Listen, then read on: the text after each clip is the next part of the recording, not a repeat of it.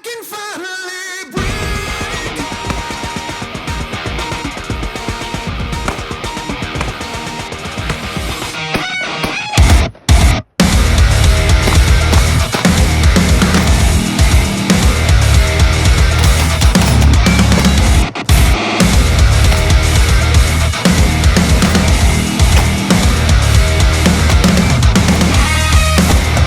Buried and burdened, my patience was gone.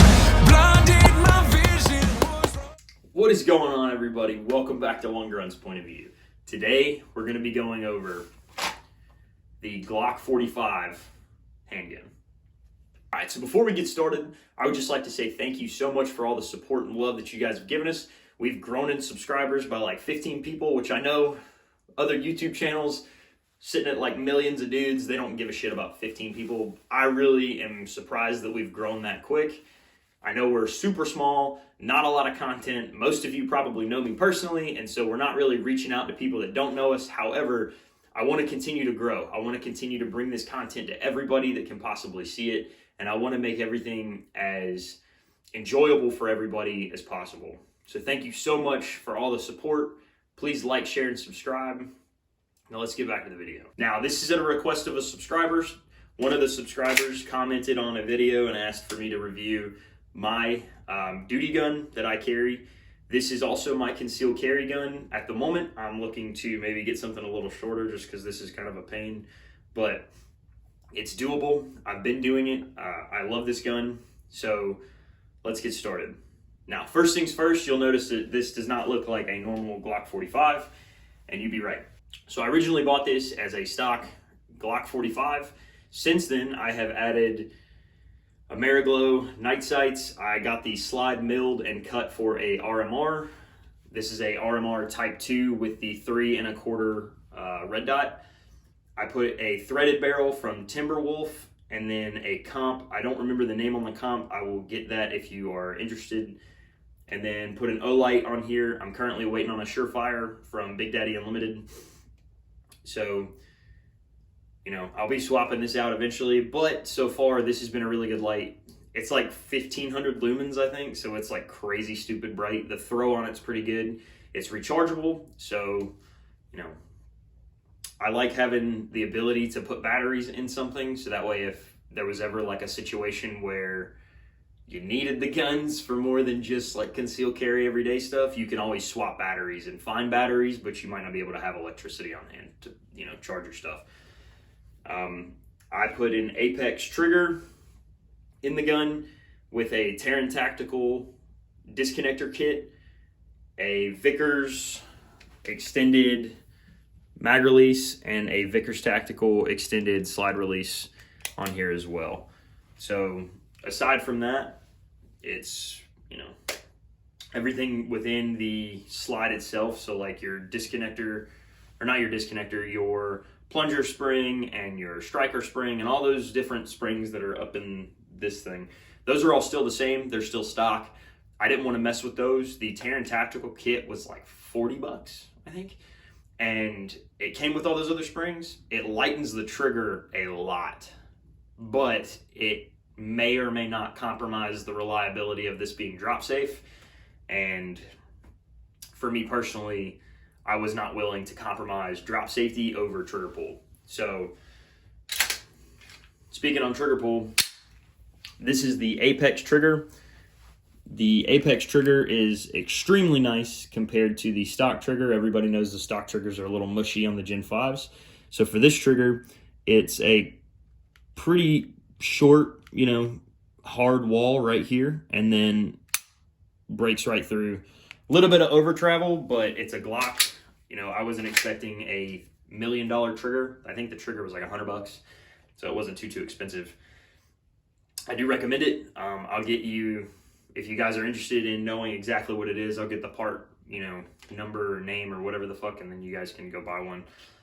And like I said, I got this extended mag release and the extended slide release as well. Now, let's talk about the RMR. So for some of you that are new to pistol shooting, or if you're just, you know, you've been shooting a pistol for a while and you're thinking about going to an RMR, or a red dot in general, I 100% recommend it. The reason being, it is so much faster once you get used to using it to actually shoot the pistol.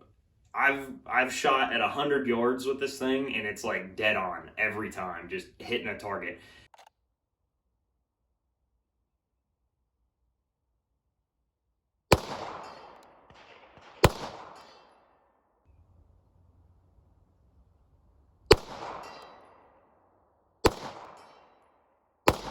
And with iron sights, it's a little bit more difficult because you're trying to focus on that front sight through the rear sight, finding the target, kind of shifting it around. Whereas this is just like a dot on a rifle. You just put it on the target, you pull the trigger, and it's amazing. 100% recommend red dots on handguns.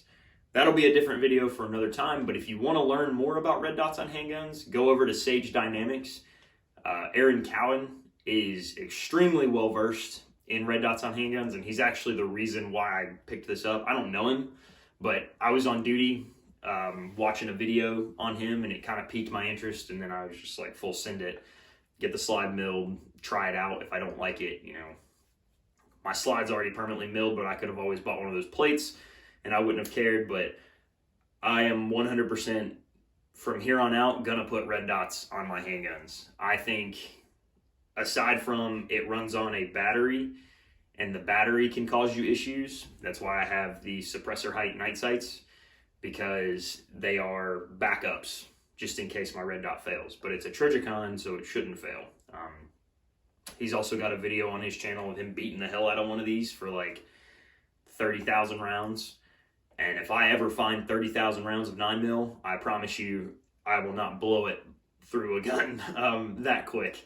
So yeah, I don't ever see myself being in a point where this thing will have seen that many rounds and that much abuse. This thing is, you know, I take care of my stuff. I am rough on my stuff, but I don't like throw it on the ground and beat the hell out of it like he's doing for his testing. So, you know, if you ever get an RMR, it's gonna work for you, I promise. Do you need to upgrade your pistol as far as I have upgraded this one? No.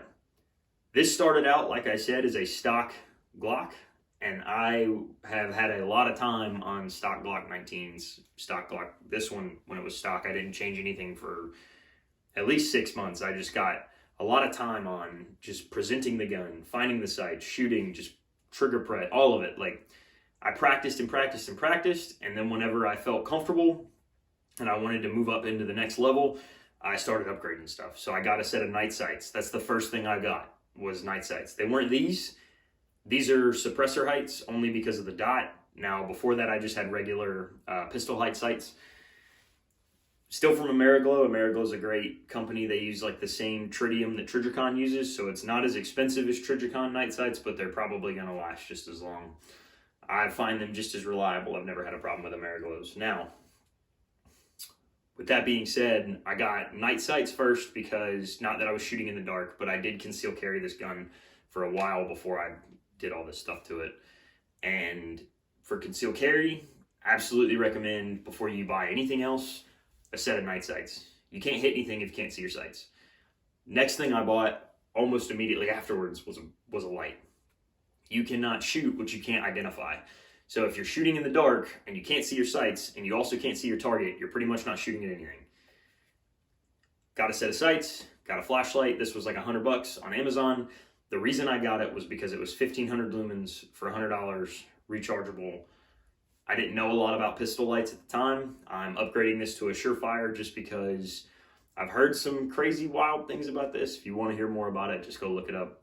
I guess these things can blow up and, I don't know, give you COVID. Anyway, I bought this light, iron sight, or sights or whatever, going through the motions. I started noticing that the Gen 5, so all the previous generations of Glock that I've played with had the finger grooves. A lot of people don't like the finger grooves. I actually don't mind them because it gave me something to kind of get a better purchase on the gun when my hands were all sweaty. So I ended up adding the Talon grip tape. That helps a lot. I love this stuff. I'm going to end up swapping this off for, you know, I'll just rewrap it again. This is a almost necessity for me. I would 100% recommend grip tape on your pistol. Then I swapped out the trigger. I don't like Glock triggers like a lot. I don't like all the mush that's on a Glock trigger. Once you wear in a Gen 5 trigger, it's just like you're sliding through pretty much. And I didn't really like that. I wanted like a wall that I could, I knew exactly when the gun was going to go off, and I liked that a lot better. So I upgraded the trigger, threw in a different disconnector, because the disconnector that came with the Apex trigger was kind of meh. Some people like it, I just didn't really like it. And then red dot, and then last thing I have done was I comped it. Now, comps on handguns. Do you need this? No. Do I need it? No. I can totally control this gun without the comp on it. And I am 100% comfortable shooting 9mm without it being comped. However, in the off chance that I ever need this, concealed carry situation, or we're shooting at people for some wild reason and I have to pull this, I want this to be the least of my worries of being able to use it. I want it to be the easiest part of my kit that I have to use, because this is like my emergency. If your long gun, your AR, whatever it is, goes down, this is like emergency, oh shit, I need to use it now. I do not want to have to struggle with this. So I comped it and put a red dot on it to make it as easy as possible for me to be able to use it. Now, the last thing I will say, I 100% would recommend Glock if you are looking to get into pistols, or if you're just looking for a nice secondary to have for the range. Maybe you need an EDC. Everyone that knows me knows that I will 100% always recommend a Glock 19 for your first gun. Only because it's reliable as, you know, it's like the AK of handguns pretty much. Those things, Glocks will run on anything. I've never had a single problem with my Glocks. Glocks will also feed every type of ammo you give them. Steel case, brass, remanufactured, the aluminum case stuff that's kind of funky sometimes. Glocks will work no matter what. And when you need something to always work, that's why I go with a Glock. Now, I hope you've enjoyed this video. I want to say thank you so much for stopping by and spending a little bit of time with us. I really hope that you enjoyed it, and I hope that this will help fill the gap since we haven't had a video out in a while. So just remember to like, share, comment if you'd like. Hopefully we'll get some more subscribers and we'll be able to build this channel up, just so that way I can always give everybody one grunt's point of view. We'll see you around.